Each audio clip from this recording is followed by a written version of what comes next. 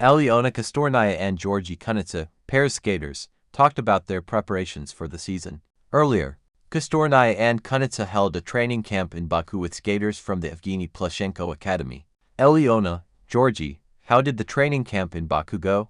How would you rate the ice rink and the sports facilities? Are they adequate for training Olympic-level skaters?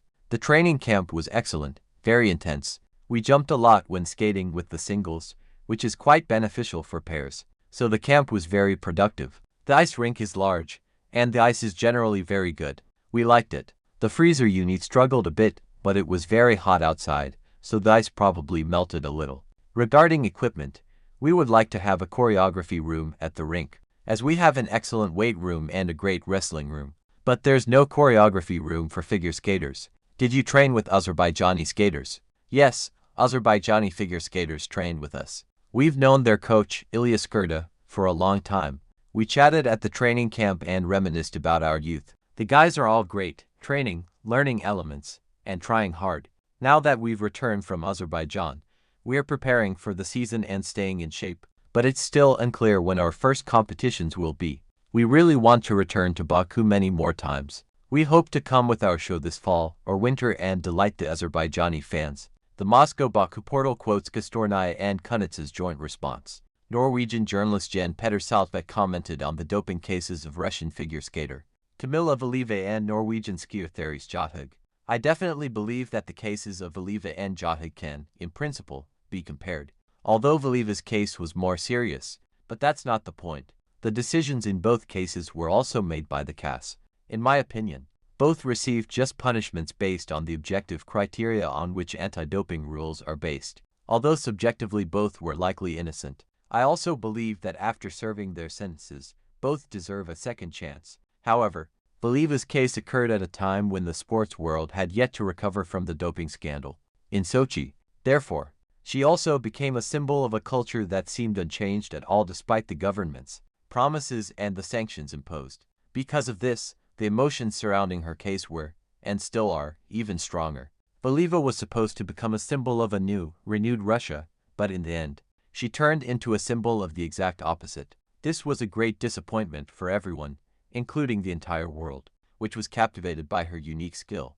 It is very sad that her talent was unable to speak for itself due to cynical coaches and administrators. As for Marit Bjørgen, I don't quite understand why her case is even relevant for comparison.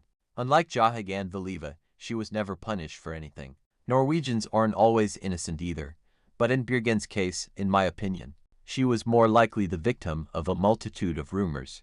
Some of them were openly spread even by her most ardent rivals and not even Russians. I think that was completely unacceptable at the time, Saltvedt said, on Tutberidze's behavior.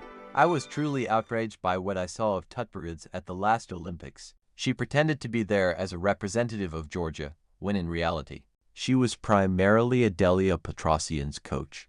In my opinion, she should have been tested for neutrality, but she wasn't, and I don't think she would have been able to pass it anyway. Her behavior toward Valieva at the 2022 Olympics was disgraceful and confirmed all the worst rumors and fears about her.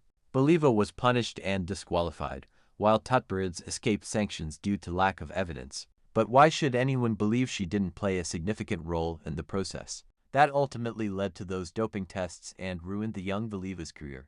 Modern Russia, like any other country, doesn't need this kind of attitude towards young athletes. I really hope we don't see Tutberidze on the international stage again, Saltvedt said. Two-time Olympic figure skating champion Evgeni Plushenko spoke about injuries in sports. What do you think ruins careers more often? Injuries or psychology? Psychology. It's all in the mind, of course. There were a lot of great guys, really great ones.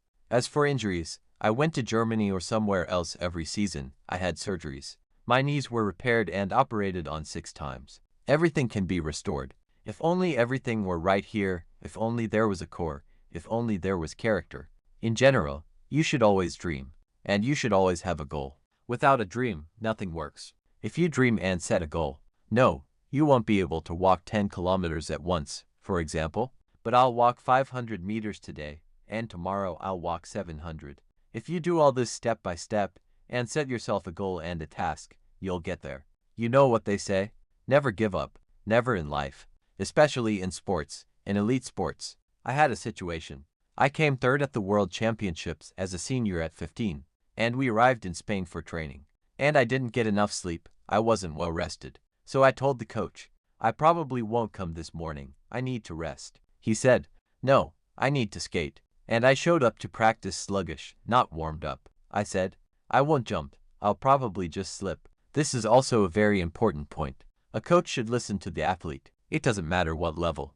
I've experienced this myself, and now I work this way with my athletes. I listen to them, I feel them, I see them.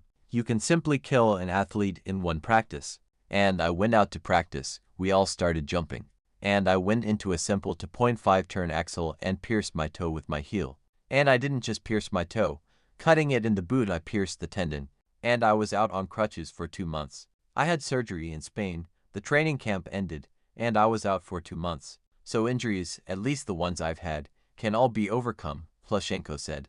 Plushenko on figure skaters' parents. There are a lot of fanatics now.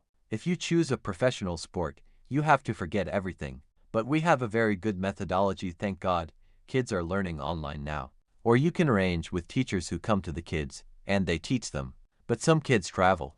We have schools nearby, literally 5 minutes away, so they do the first block, for example. Go to school for 3 lessons, come back, and finish studying in the evening. That's the story.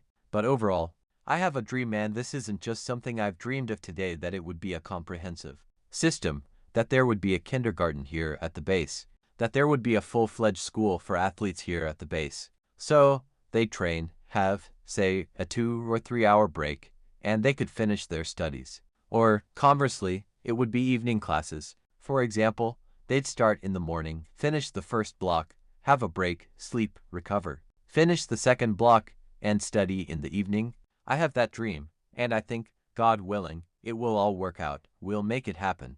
And overall, of course, we have weekends anyway. For example, we have Wednesdays, which are a half day off, a warm-up, just ice time and conditioning, general physical training. The kids either stay here or leave. That's when they're studying, finishing their studies, and learning.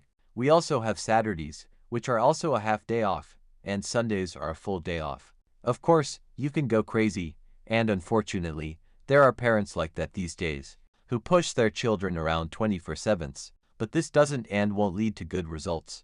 A child still needs to watch cartoons, read books, go for walks, and interact with other children. Ideally, everything can be done if the schedule is structured correctly and the parents aren't fanatics. Unfortunately, there are a lot of fanatics now, especially in figure skating. In both football and hockey, parents know better than the coach. And when parents get caught up in this story, coming and telling the coach what to do, that's also a minus, said Plushenko. 2022 Olympic silver medalist Alexandra Trusova spoke about her 2 years of marriage. To Makar Ignatov, 2 years of marriage. Have my expectations been met? No, because it's simply impossible to imagine life with another person. Am I happy? Yes. My relationship with Makar is a daily roller coaster, not in the usual sense. We simply never know what awaits us today. Will we rush off to another country, get a new dog, start a new project? We are simultaneously very similar and very different. Perhaps that's why we have such a great time together. The main thing is that we both love life and are ready to fly through it on a burning rocket, and everything else will fall into place along the way. Trusova wrote,